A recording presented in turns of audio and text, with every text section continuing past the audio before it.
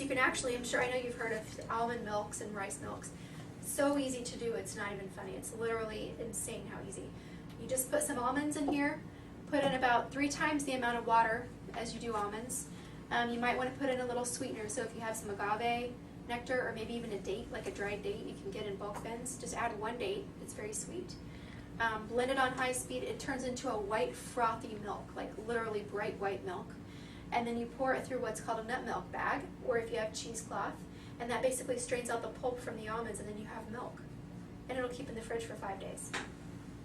So you can make it on your own, which is a better option actually than buying the almond milk packaged, because again, it's packaged, and it's been sitting on the shelf. So it's a very easy thing to do, and then you make as needed, you know.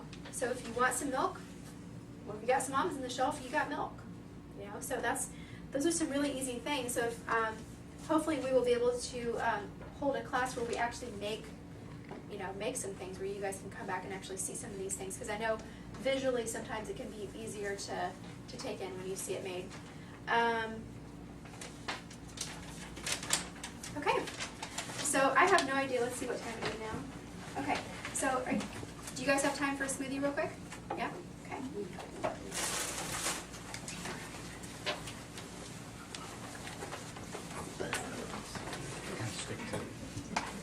Hey Audrey, you know, one of the things I think that is a hindrance for all of us who are trying to change our lifestyles is that we've been conditioned to think that there's only certain foods you eat for breakfast, certain foods for lunch, certain foods for dinner, certain appetizers. Right. But it doesn't have to be that way. You can eat whatever you want.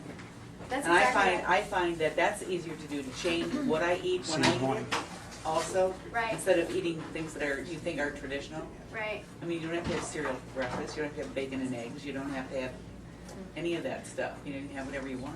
Yeah, and that's all about getting over the emotional and mental aspect of the food. Is, and we've been conditioned though to think that way. You know, right. from the time we were young.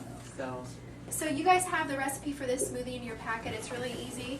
A pointer is to put pinch the bottom of the banana. Yeah, down here. Just like the monkey's doing, it'll open up easier. Yeah. I know, someone showed me that trick. I still go the other way though. It is true, that is how monkeys do this. So you want to put in the softest ingredient first, because it's easier for the blade to turn when you do that. So we just have some bananas and some oranges. This is a really cool thing you can make for kids too. Kids love the taste of bananas and oranges, and that's basically what this tastes like, and strawberries. So we're adding in some frozen strawberries. So if you have fresh strawberries, maybe freeze your bananas instead. And peel them first, because it's really hard to peel them after they've been frozen. And then the magic ingredient is the greens. Is that kale you're adding? This is a mix. Oh. This is kale, collard greens, turnip greens, and mustard greens. So put that right on top. And then you always have to have a liquid.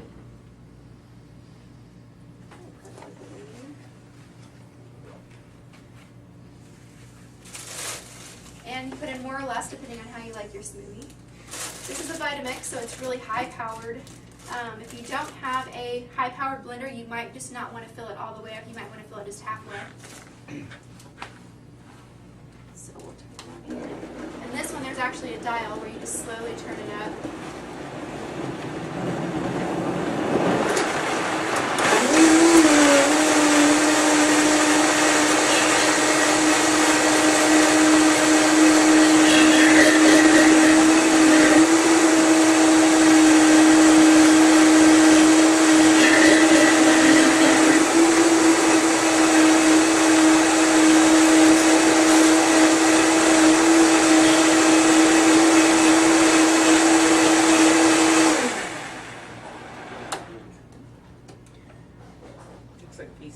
Yeah.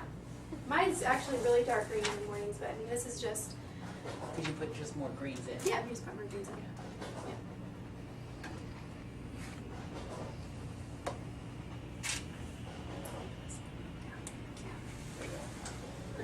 You're welcome. There you go.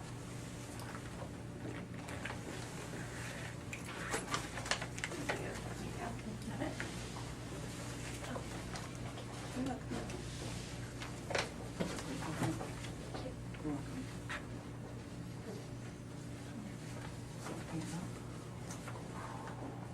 And the verdict is, It's very good.